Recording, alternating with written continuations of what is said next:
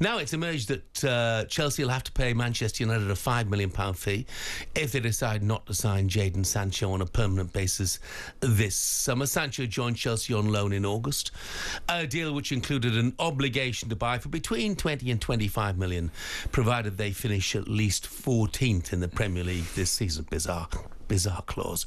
How would you assess what he's done at Chelsea so far, Troy? I think that's the best part, really, isn't it? I don't know. He started well, showed flashes of what Jadon could do, and then seems to have gone off the boil a little bit with Chelsea going off the boil. But you know, he's fit and available. 28 starts, games played, should I say? 2 goals, 5 assists. It's all right. It's not something you jump out your seat for, is it? I suppose our expectation for Jadon is a little bit higher due to the price tag. So, yeah, would Man United want him back? Would he add value to what they've done? I'd probably say no. I don't think he fits their new style and the way that they want to play.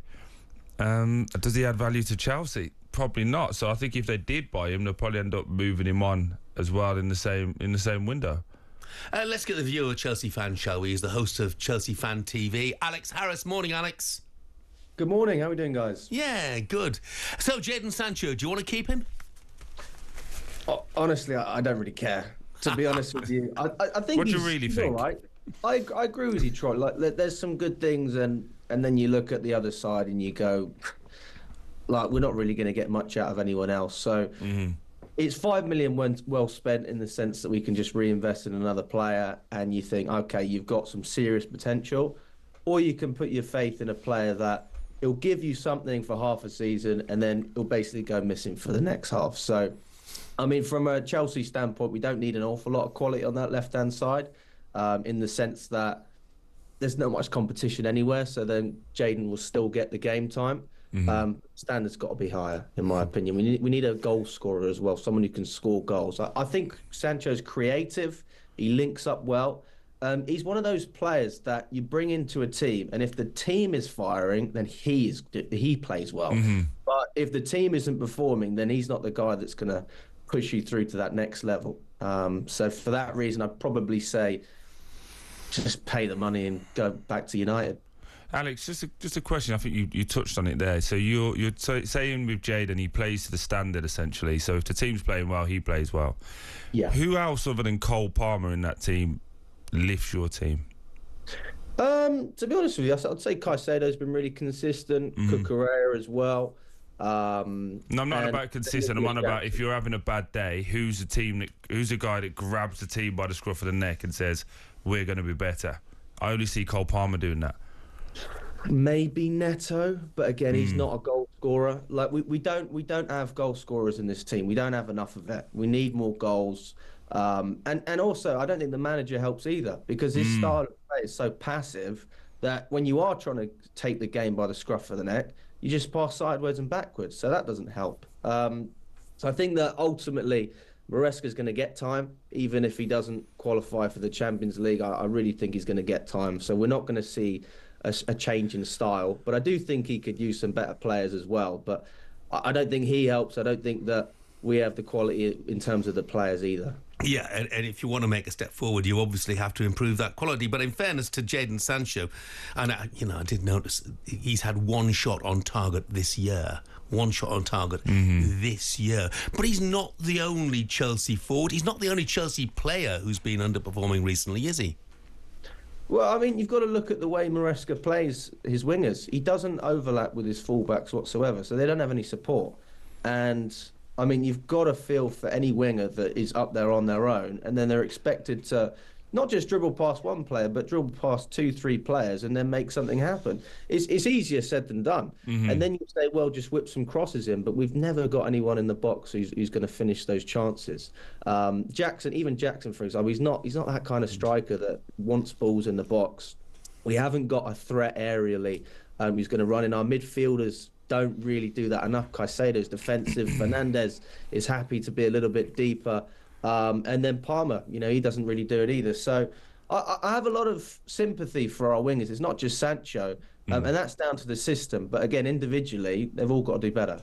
Alex, I just want to ask you a question on that. So you're talking about Nicholas Jackson. I've said it for a while. I think he's a very talented player, but I don't think he's the guy that's going to consistently score and take you over the hill to get you into the top four, or even into challenging for the Premier League. With, what is it, well over £1 billion spent, how is the squad so... How do you have one striker? How do you not have a main number one centre-back? How do you have 8 goalies and not a main one? How has it been so bad? I mean, are you asking me about the ownership? That's what. I'm asking you about the recruitment. I don't know who's in charge of the recruitment anymore. I think it all comes down to the ownership. Okay. To be quite honest with you, I mean, look, we talk about the ownership all the time. Chelsea are owned by private equity, so private equity, they don't care about winning. They care about free cash flow. And that means that, and Barley said it himself, he likes the Brighton model. Why? Because Brighton are the only profitable club in the Premier League. And the only way you can show free operating cash flow is by buying players and selling them off for a profit. And that is what Chelsea are going to do. And that's why we're buying young players that have potential, and we're not buying established players over the age of 25. And you're going to continue to see that. Just a quick one, Alex. You talk about the ownership. It sounds like there's a bit of a boardroom battle going on about the future of Stamford Bridge, whether it should be redeveloped, whether Chelsea should move to Earl's Court.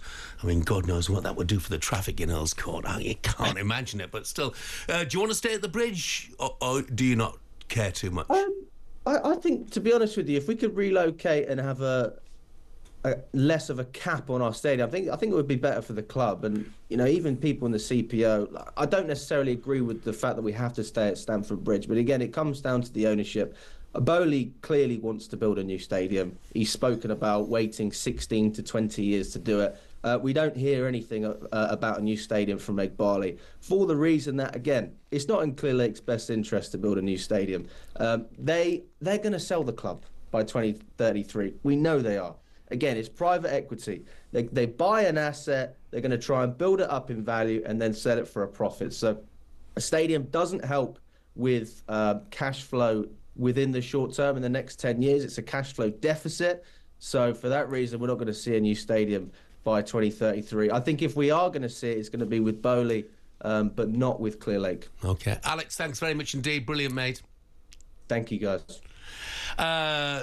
Alex, looking at from Chelsea Fan TV perspective on what's happening there. Jadon Sancho, by the way, naught in his last 18 games as well. But he's not the only one, as we said, who's been underachieving at Chelsea in recent months after that brilliant start. talkSPORT Breakfast, waking you up Monday to Friday morning from 6 a.m. on AM, on DAB, via the talkSPORT app and on your smart speaker. talkSPORT.